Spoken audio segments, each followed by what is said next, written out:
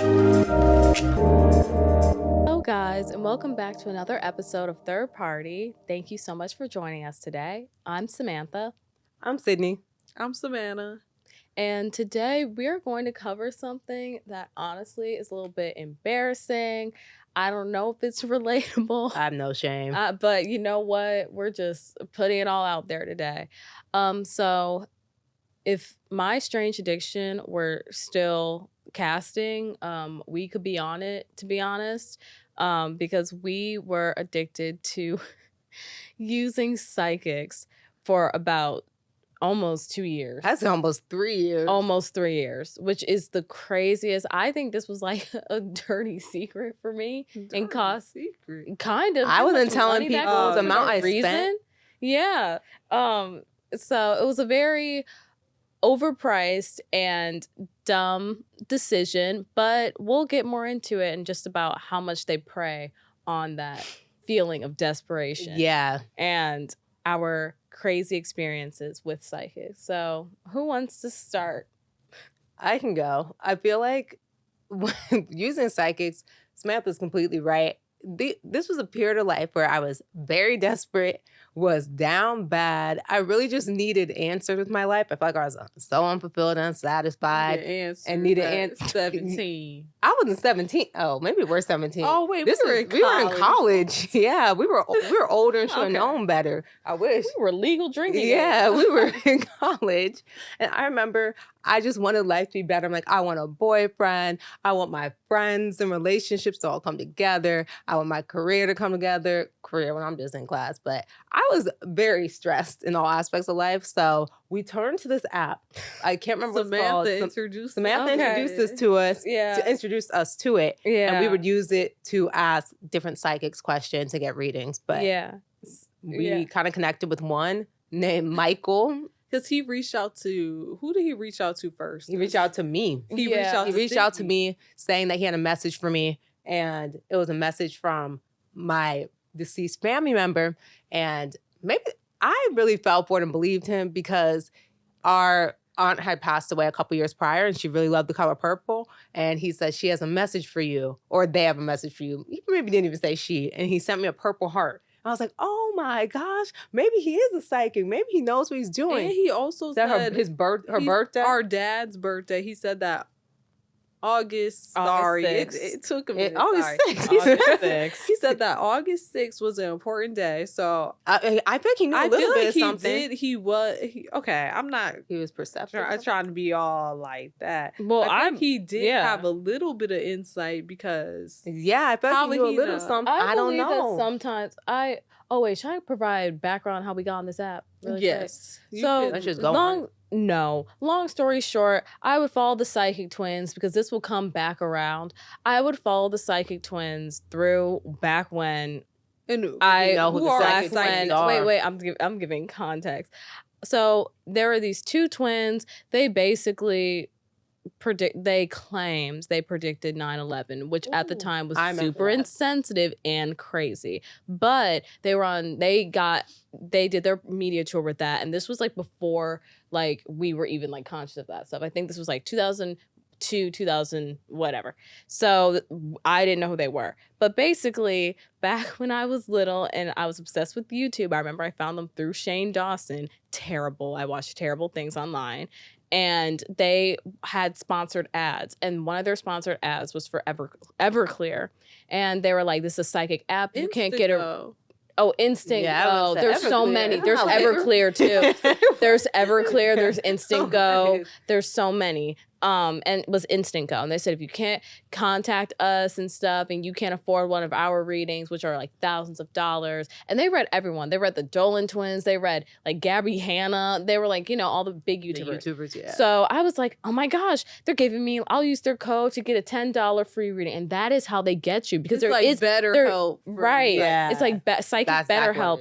And there's never a $10 free reading because the $10 went so quick because it was $5.99 a minute. And so that was insane. By the time I was done, $20 out my account. And just that was okay with me. It flew over my head. So then I was like, guys, and this was during the pandemic. This was pre-pandemic. No, it was during the pre-pandemic. Pre-pandemic. It was like when sophomore year. Sophomore year. Oh, okay, so it's like 2019. So yeah. I was like, guys, download this app. Like, I found amazing psychics on here. I hadn't. I just thought it was going to like change our lives and like predict that we'd be like famous and happy and all this. We started talking to Michael through the app because after Sydney's experience with Michael, we thought this man Real deal. That's what he's doing. Real deal. Which I remember our grandma was like, "That's not true." When I was showing her the messages he sent to Sydney, but it touched us. Yeah, we told our parents about it, and they weren't buying it. So after that, we decided to just keep it to ourselves and keep it a secret, so we wouldn't get shamed. Like, I don't know about you guys who are listening. I think sophomore year, I did have a job, obviously, like a little part-time job, and we weren't making a lot of money, but I was sending this man every penny that I got just to have him predict how my school year would go, because I was at Miami. I wanted everything to go well. I wanted to know, will I have a friend group? Will I have a boyfriend? Will I have this and that?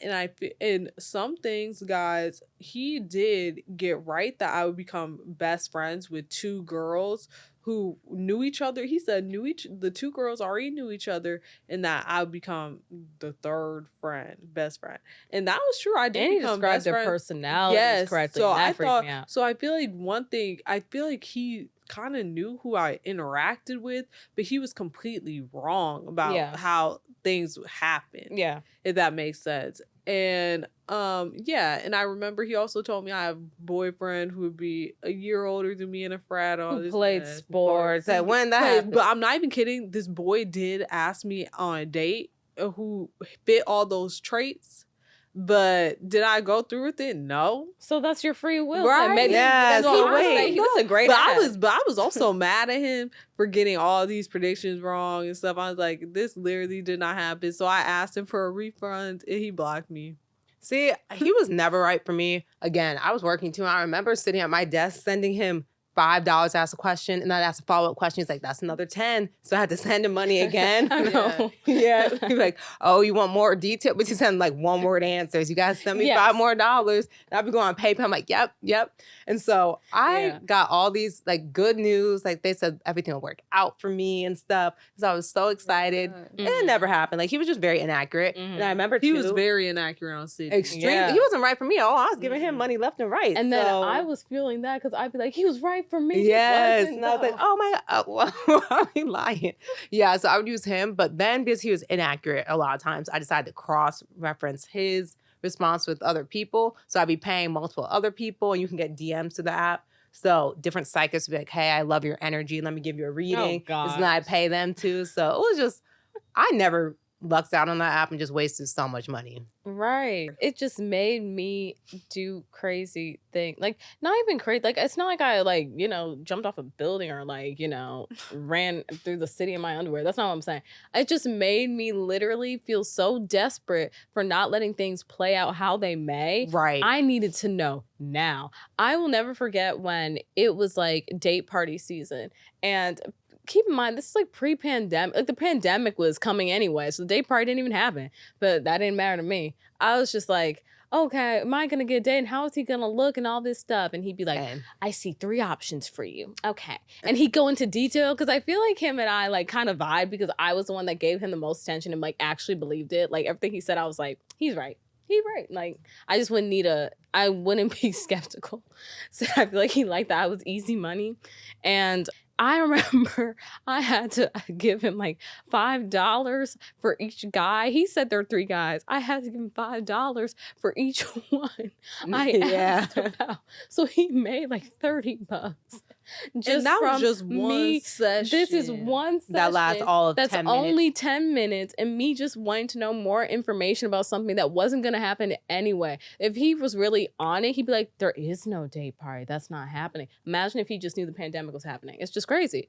And then I will say, especially in 2021, coming back from school, I feel like over the pandemic, I took a little break because we weren't at school. Right. So it didn't really matter. But then the second we were back and we were like, okay, there are still things we need to fix. And it was always social stuff. Like, I want a man. I'm not going to be here with no boyfriend. I want a friendship group, and I want to feel like I have my bridesmaids. And I want to like go out and feel included and feel like I'm part of my college environment.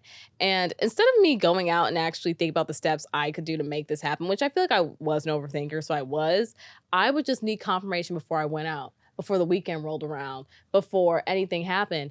And I'll never forget when I was tired of talking to someone online. I visited my friends in New York and just stayed in my one friend's apartment. And I was like, okay, I want to get a psychic reading in person now. And I went in New York. I went to Midtown, which already, this is a shady story. It was already dark because it was like February. And I got a psychic reading. And I'll never forget when she kind of did that thing where they trap you, and I'm in her house basically, and she was like, oh well, you have a lot of blockages and it just says you're never going to find love if you don't remove these blockages, so I'm just going to put a spell on you and you're going to remove it, and then you'll have a boyfriend within like 3 weeks, whatever. 3 weeks, right, just something weird. And I was like, no, I'm good, I don't want to spend $100, I'm leaving. And then she was like, no, you can't leave. And then when I tell you, I just felt like something weird was going on. I booked it, ran out of there. Then I couldn't find my key card to get into my room. And this is one of those like little dumb, like, oh wait, I wasn't staying with a friend, I was staying in a hotel. And I was like, oh my gosh, where's my key card? Where's my key card? And usually they'll just give you another one. Like usually they'll just give you another key card, no questions asked. They charged me for another one. At the hotel? Yes. Oh. But how much would they charge that's you? New York. I Yeah. don't know. It was only like $10 or so. Sometimes But you think that, I'm this just is my saying, karma I for not knew paying. I had my essential things in my bag that I know I did not drop because I was holding. Maybe you did. So the Apparently psychic you took did. your key card. I think she went through my purse 110%. So why would you want a key card? I She- don't I'm know. going You're for a saying credit she card. forgot to put it back. I don't know.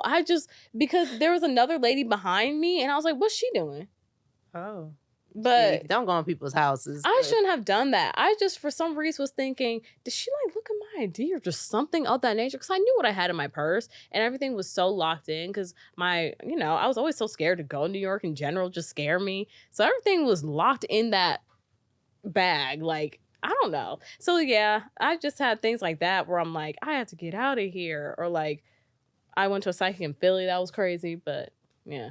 I think just after all these interactions, personally, I will not be paying for a psychic ever again. I don't want to have to rely on anything to get me through my life just because I'm the type of person, we all know everybody in this room is an overthinker, and that's just going to be going through my mind 24/7. But I felt like a turning point for me where I knew it was getting bad was when my mom thought somebody hacked my card. Oh yeah. Because she was like, who is sending hundreds of dollars in and out? And $5 adds up. That's why I would love to know how much Michael makes per year, because I think he was doing pretty well. Yeah, I want to go back on that app. I wish I could go back with that. Honestly, the turning point for me was when he said I would have a boyfriend by my birthday when I turned 21. And when my phone was dry 2 weeks leading up, I'm like, all right, this app can go. Unless someone just comes out from the sky, it's not going to happen. So that was my turning point. And the app was just so glitchy. I was getting so irritated. So It Yeah. was literally, imagine drop calls. texting on WhatsApp. That's what it was. Like, you would literally WhatsApp be was pretty What's good. up, better. I know, but I'm saying how you would literally be texting back and forth with this psychic. And then you'd be like, oh, if you want to go into that, send me $5 more. You get on.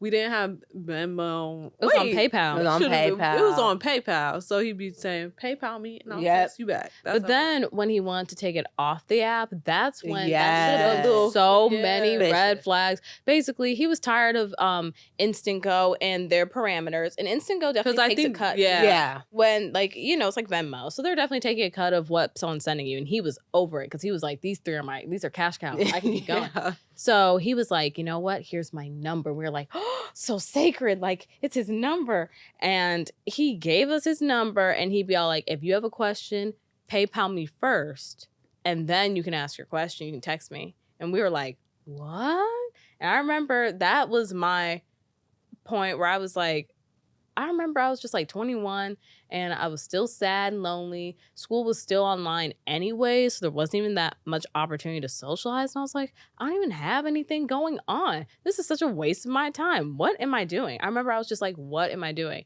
And I remember I was still kind of on it, and I visited Savannah and Miami in 2021, and their school didn't care about COVID laws or rules or anything. So I was just watching her live her life, and I was just like, wait, I could just be living life. Because I was like asking the dumbest questions when I meet a guy in the airport. Right. I was down bad. And it just showed me just how sad I was, I will say.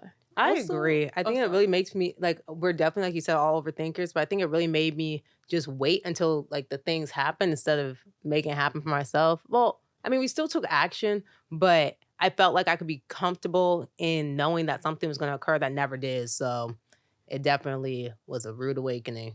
I 100% agree. It was a rude awakening. And we relied on that too much.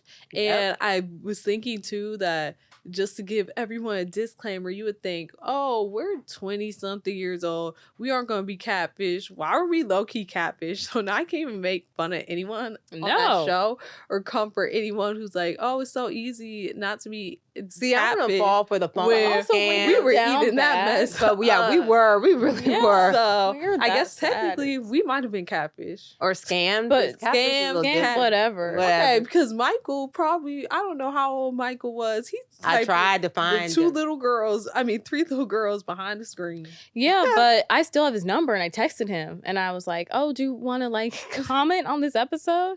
And he didn't answer, obviously. But what made it creepier is in 2020, and keep in mind, I had never really interacted with these people's posts or bookmarked anything or liked anything. This is where things do get kind of weird.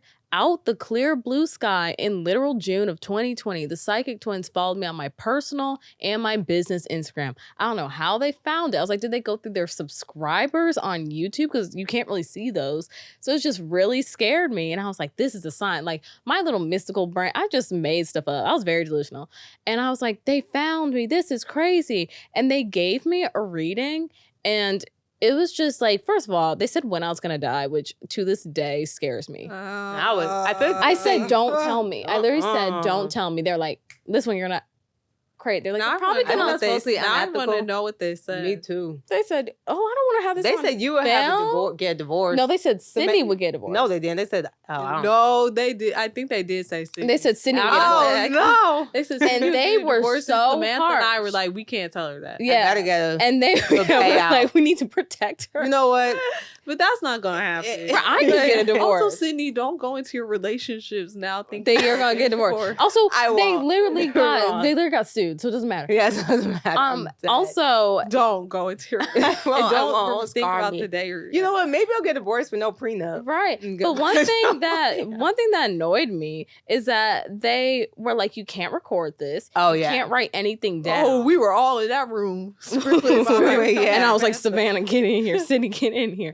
And they just said the most. Like, they were like, you need to check your left side. You have pain on your left side, something bad. Like, they were telling me all this health stuff that annoyed me. Because, first of all, nothing has happened to me since. So, like, do you know what I mean? But I feel like they're really fear-mongering type of psychics. I didn't like Yeah, I that. don't like Well, that. Then they were talking about my past lives for far. I'm like, let's talk about this life.